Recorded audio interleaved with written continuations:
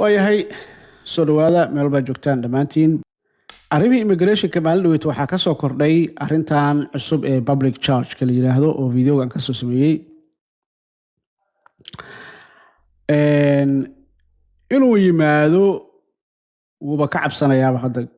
wuxuuba ku jiraaba gorgortanbuba ku jiraaba laakiin I don't know inuu imaan doono in kale allahu aclam ma garan karo arrimihii immigrationka marka waxaa ka soo kordhay arrin la yidhaahdo public charge dad badanna confusion ay ku qaadeen public charge-ka horta xilligii Trump baa sheekadan Trump baa mataqaanaa sameeyey first time-kiis hore haba sameeyey maxumo Biden baa sheekadii xoogaa dib uga soo celiyey waagii horena waxay ahayd qofka green card adjustment qofka green card ka dalbanaya everybody ma aha some of the people oo green card ka dalbanayaan dadka qaarkood ayaa waxaa lagu xukumay in ay haddii ay cash assistant lacag cadaan ah ee Mareykanka dowladda welfare ay weydiisanayaan inaysan xaq u yeelan oo taas ay sababi karto mataqaanaa in loo diido green card waxaa laga hadlayay markaas green card-hada qaybo ka mid ah laga hadlayay Trump hadda marka muxuu soo kordhiyay 2026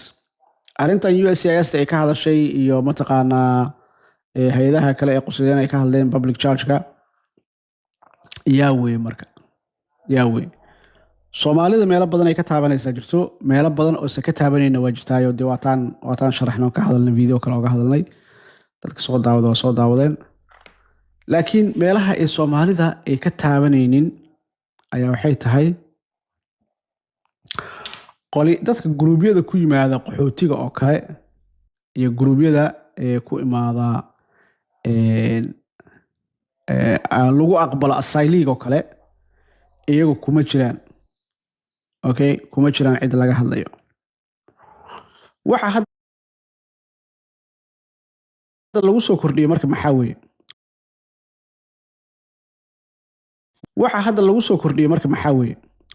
hadda lagu soo kordhiyay marka maxaa weeye caafimaad ahaan dhaqaale ahaan aqoon ahaan waxyaalo noocaas oo kale oo badan oo qofka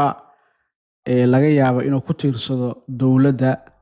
halkii uu ku tiirsanaan lahaa qofkii isaga mas'uuliyadiisa qaaday halkii uu ku tiirsanaan lahaa inuu dowladda aado ku tiirsanaado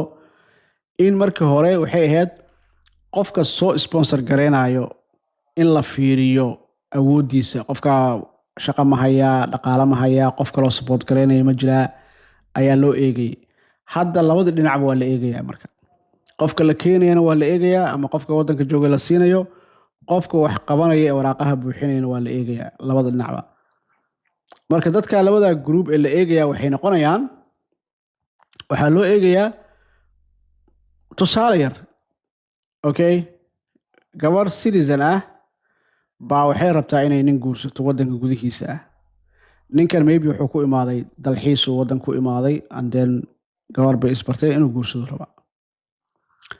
okay ama si kale ku imaaday waddanka maybe darbigu ka soo booday maybe visa overstay visa sameeyay maybe adigu asagoo Mareykan joogo isdhex arkay qofkan uu is arkay asagoo Mareykan jooga soo ku soo galay marka adjustment of status ayuu u baahan yahay inuu bedelo sida uu ku joogay inuu bedelo u baahan yahay marka dhowr option buu haystaa optionadii uu qaatay mid kamid ah waxay noqotay in uu guur ku qaatay green card-kii qofkaas oo kale marka waxaa loo eegayaa qofkan da ahaantiisa la fiirinayaa caafimaadkiisa la fiirinayaa dhaqaalihiisa la fiirinayaa aqoontiisa la fiirinayaa ma fahanteen marka intaas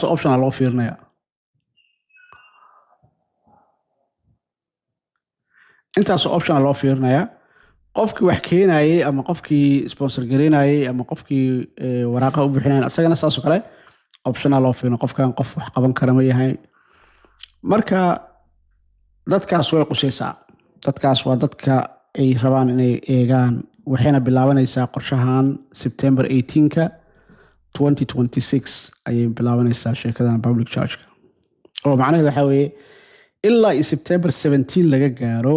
qofkii application-kiisa xareysto xilliga ka hor barnaamijkan cusub xataa ma saameynayo okay barnaamijka cusub ma saameynayo. wixii kadib dhaca ee September 18 kadib dhacana ayuu saameynaya ay ka dhigan tahay. marka isku soo wada duubo dadka ay saameynayso waa dadka ama caruurtooda wadanka keenayo ama waalidiintood keenayo ama xaaskooda keenayo ama wadanka dhexdiisa adjustment status sameynayo ku dhex guursanayo ama waxbarasho deeq waxbarasho intay heleen hadda bedelayo mataqaana adjustment statuskoodii bedelayo dadyow noocaasoo badan ayay saameynaysaa iyagoo loo eegayo laleeyahay dadkan haddaynan wadanka waxba kusoo kordhinaynin why do we have to accept them? okay qof citizen ah arrintan shaqo iyo shuqul kuma laha hooshiisana ma aha haddaad citizen tahay lagama hadlayo hadaa wadanka qaxooti ku timid oo hadda aad qaxooti joogto aad tahay oo qof da'weyne aad tahay ama qof caafimaadkiisa xoogaa la daala dhacay aad tahay arrintan kuma jirtid qof qaxooti lagu keenay qof asayli lagu aqbalay oo I-94 kala siiyo green card u xariisan yahayna kuma jirtid waxa laga hadlayo waa dadka kale weeyaan oo ka soo hara waxaa ku jira adiga oo citizen ah oo jooga ka soo qaad Minneapolis aad joogtaa American citizen baa tahay qof baa waxaa rabtaa inaad ka soo guursato wadankii oo kale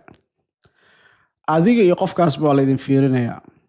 qofkaas waxaa la eegayaa aad keenayso da'diisa caafimaadkiisa waxbarashadiisa wuxuu kusoo kordhin kara wadankaa la eegayaa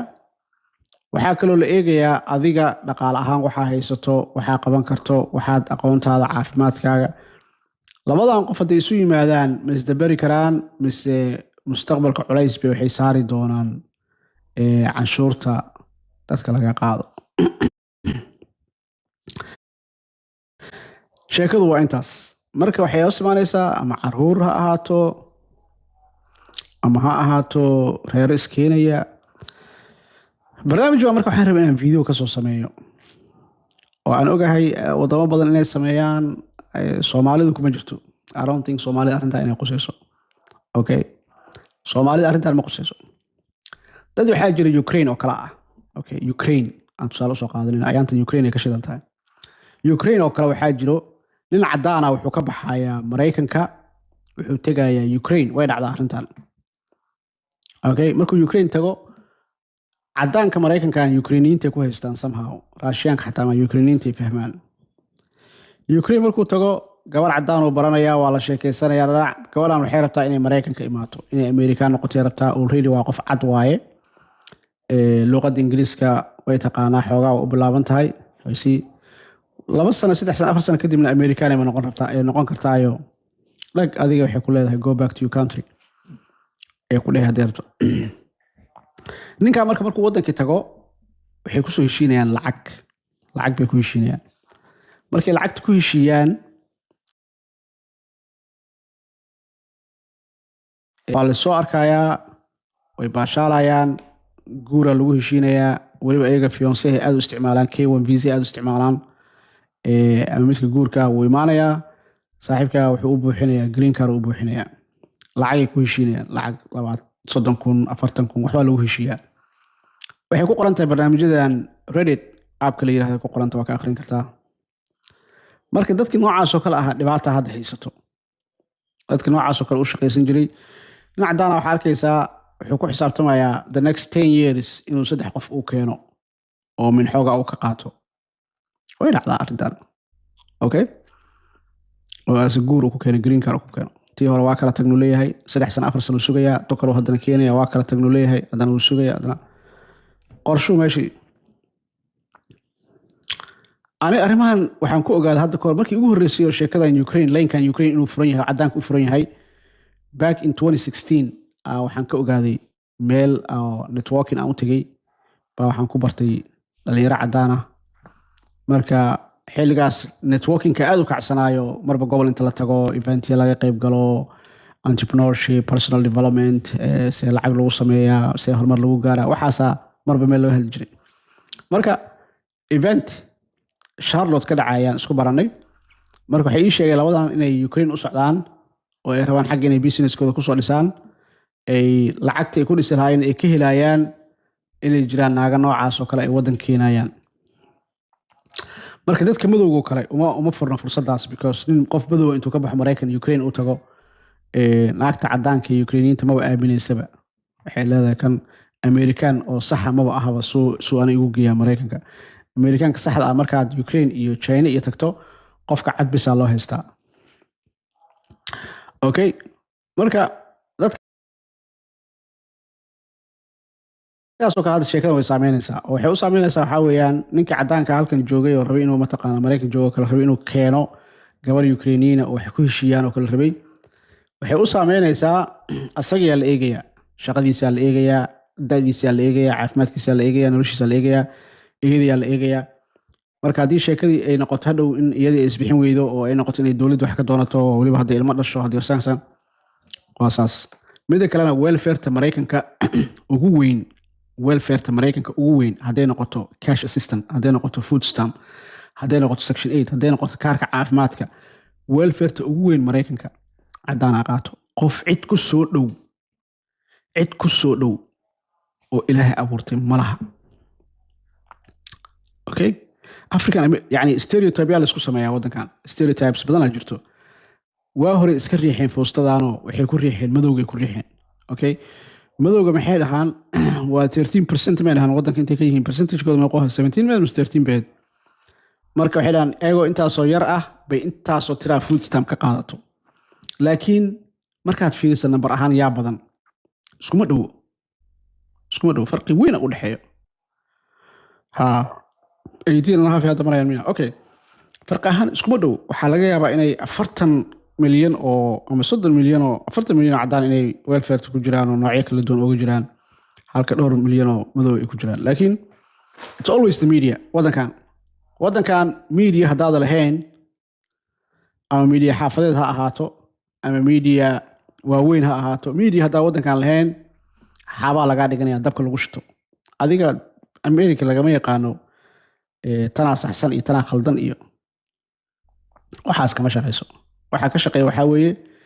waa stereotypes waa in la yiraahdaa Asianka waxanay caan ku yihiin waa in la yiraahdaa Soomaalida waxanay caan ku yihiin madowga waxanay caan ku yihiin muslimka waxanay caan ku yihiin waa in la yiraahdaa mataqaan cadaanka waxanay caan ku yihiin cadaanka media waxay gashteen inay la dheer yihiin mid cadaan oo hadda ka hor ninba iga sheekay wallahi arinta la yaa waxay wallahi ninba iga sheekay hindi ah okay marka ninkan hindiga company wuxuu ku lahaa Mareykanka meel kamid ah marka dhowr qof oo cadaan u shaqeynay oo asaga shaqaalihiis ah oo mid ka hooseeyo oo vice presidentigiis ay kuwa badan ka hooseeya jiro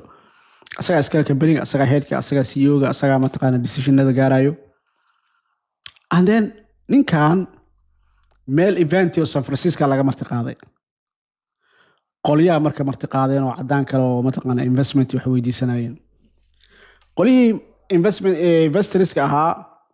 show ma ay ogaan ninkan inuu asaga uu company-ga leeyahay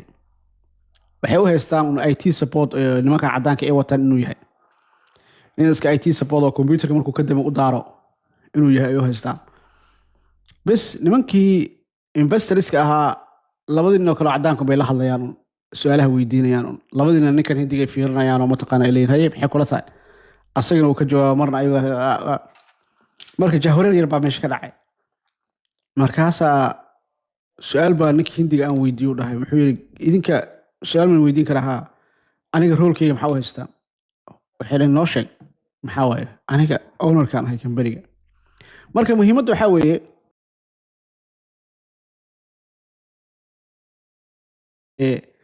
judgment-iga ugu horeeya markii la eegay automatically waxa weeyaan in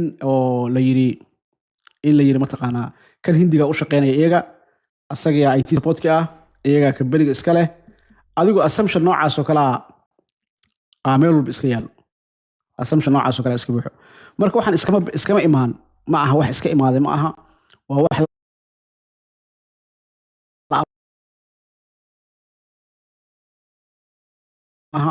waa wax la abuuray waay okay wax la abuuray weeyaan in laga dhaadhiciyo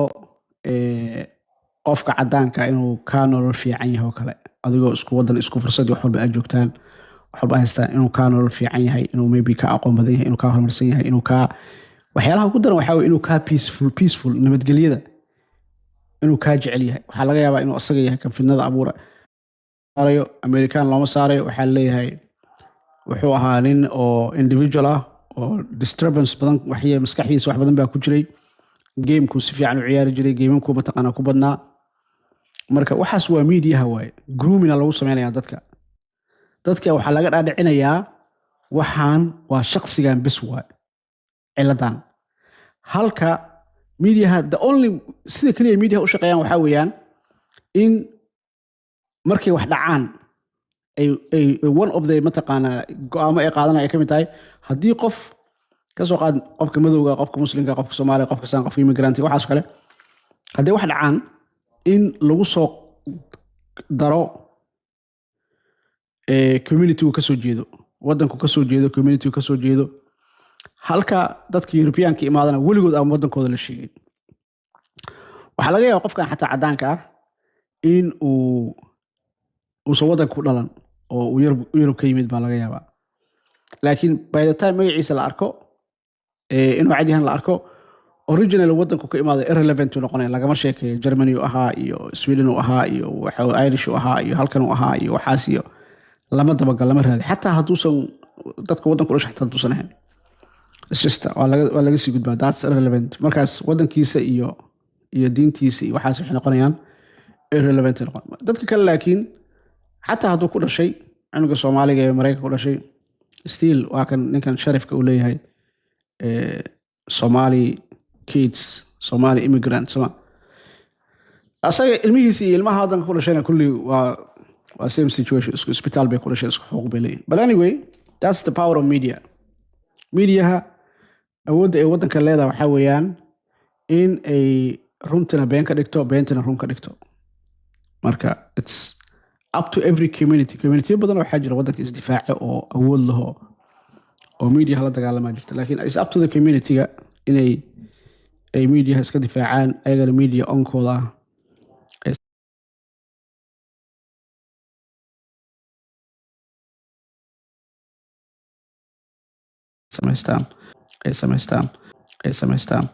samaystaan absan doorashada iyo sida mataqaanaa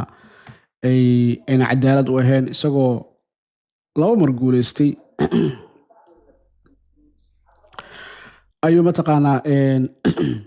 doorashadii uu weliba ku tilmaamaya inay doorasho maaragtay fraud ahayd waxaa la soo saaray media waxaa la soo saaray voice isaga laga duubay oo ahayd Georgia uu isaga dhahayo codad extra u baahanaya meesha laga keenay halii keeno saan u ingaray Georgia markii ay 2020 election ka ahayd ilaa hadda way duuban tahay waa la hayaa waxyaalaha maxkamadda lagu maxkamada asagiya wuxuu yahay fraudster qofka doorashada musuqmaasuqo waa isaga hadda wuxuu ka shaqeynayaa si joogto ah uga shaqeynayaa siduu doorashadan midtermka ah wax aan history Mareykan ka dhicin soo uga sameyn lahaa meel walba ka soo galaya meel walba election mataqaana committee-gi oo dhexdhexaadka ahaa oo ka soo jeeday labada xisbi ayuu qayb fire galiyay wuxuu sameynayaa dadkii hadda maanta tii ugu dambeysay maanta waxaa weeyaan kombiyuutarada lagu ilaaliyo doorashada dadka shaqaalaha cyber security-ga ah shaqaalahaasaan dhimayaa kulahaa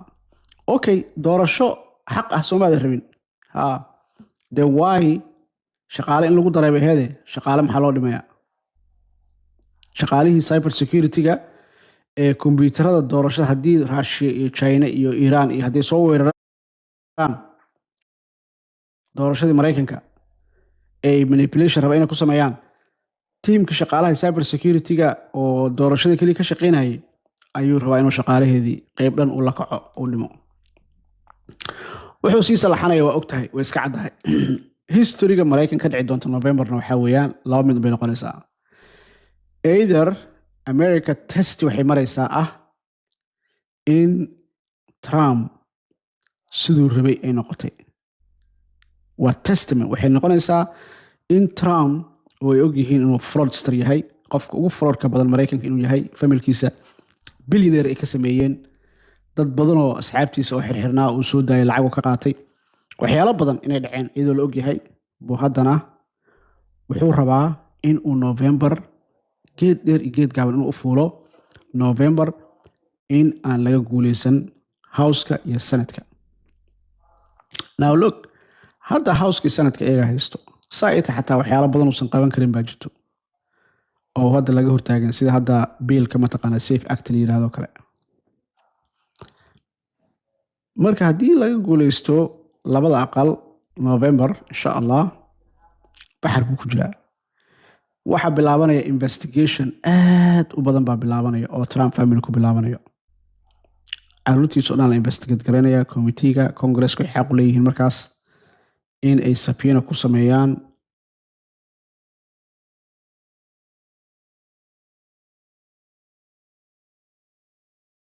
awood awood awood awood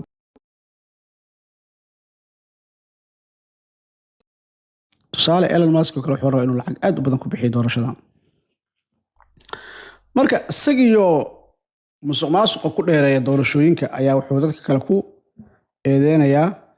in ay jiraan musuqmaasuq doorasho, isagaana mataqaanaa number 1 ka oo ku shubanayo. waa tahay Trump warkiisa ma dhammaanayo, bal soo dhawaada dadka soo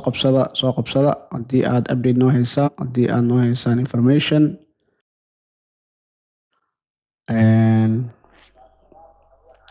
waxa kaliya green card update kaliya aan ka hadalnay caawa waxaa weeyaan waa arrinta public charge-ka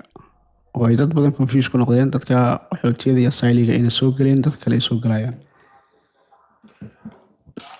taa unbaa jirto. ama su'aalaha hoos ku soo qora. any updates about ceremony-ga way socotaa, wax dhibaato ah kamaanu maqlin. dadkii ballamihii waa loo qabanaya, waa la dhaarinayaa. there is nothing. Marian soo dhawow, masha Allah, waa ku salaamaya Marian. marka hoos ku soo qora, let's see su'aalaha inaan ka jawaabi karno maybe dadka qaar.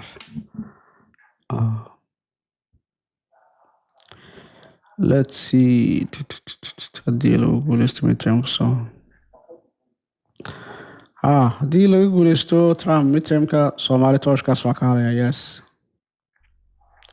lottery sanadkan ma jiraa? wax waraka ma hayo lotteryga, wax kama soo kordhin. green cardka wax ka soo kordhay ma laha intaan warkayo. arrinta public charge marka laga reebo. lambarka shariifka u qora 6512714443. update interview citizenka marka haysaa weliba sanadkan dhexdiisa. citizenka dad interview loo soo diray waa jiraan. absolutely dad badan interview loo soo diraa jiro. FEH su'aashaad ma fahmin. green cardka waa ka hadalay taas. public charge-ka waxay qusaysaa dadka sponsor gareynayo guur, caruur, waalid. waxaa loo eegayaa caafimaadka, da'da. dadka qaxootiga iyo dadka asylumka ah isku dhiibay ee green cardka rajeynaya inay helaan kuma jiraan.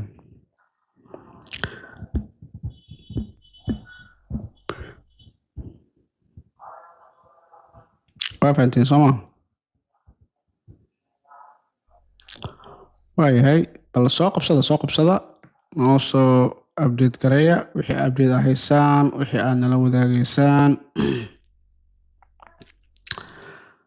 nagu soo dara. muxuu dhahay wiilkan? person if you have different passport like Kenya, South Africa or Ethiopia.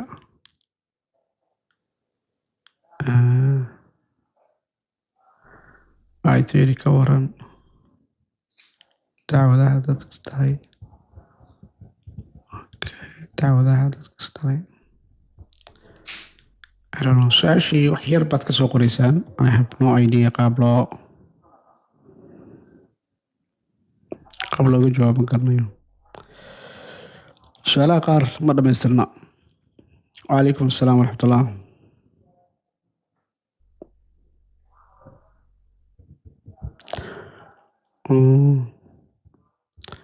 sheekada Iiraan sheekadeeda meel xun bay maraysaa. wax badan baa laga qarinayaa dadka. wax badan baa laga qarinayaa dadku iska diyaar garoobaan. Waxaa laga yaabaa Trump inay u qorshaysan tahay Iiraan inuu bahashi weyneed inuu ku dhufto. hadalkaas si fiican u dhegeysta. Trump waxaa macquul ah inay u qorshaysan tahay maadaama go-aankeedii leeyahay inay u qorshaysan tahay inuu bahashi weyneed uu dalkaas ku dhufto. saas inay u qorshaysan tahay macquul ah. reasonkana waxaa weeyaan Trump waqtigiisa waa gabagabo. ama ha qaato go-aankaas hadda qaato, ama ha qaato markuu xilka kasii degayo oo sanadka 2028 ha qaato. laakiin go-aan baa meel yaalo. go-aanka laba mid buu noqon karaa: in Iiraan sida hadda lagu wado oo la yiraahdo ilaa iyo Iiraan ay ka tabarbeeleyso oo wax huba uusan uga hareynin oo ay huba uusan uga hareynin oo ay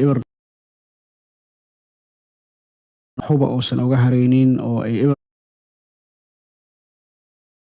huba uusan uga hareynin oo ay huba uusan uga hareynin oo ay huba uusan uga hareynin oo ay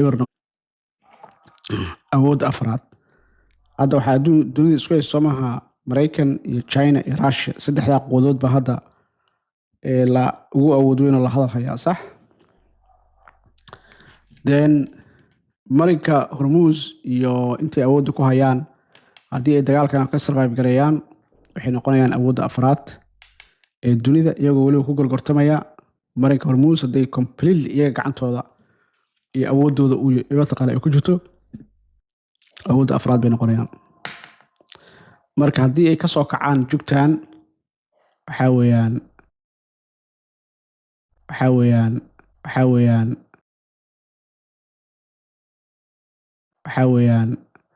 madaxweyne kale oo Maraykan ah, hadduu madaxweynaha dimuqraadi yahay, waa la tijaabiyey, dagaal waa la tijaabiyey, waxaa la arkay in waxba looga qaadin, marka ma soconayso. we'll see. nimankan yuhuuddana welibana Israa'iil waxaad moodaa gobolkoodii sii dhacayo, laakiin iyaga xataa way ka tashteen. Maraykanka xogaa way ka tashteen oo hadda waxay xoogga saarayaan dalka India siyaasad ahaan iyo technology ahaan iyo dhaqaale ahaan iyo waxyaalo badan bay India aad ugu dhex milmayaan.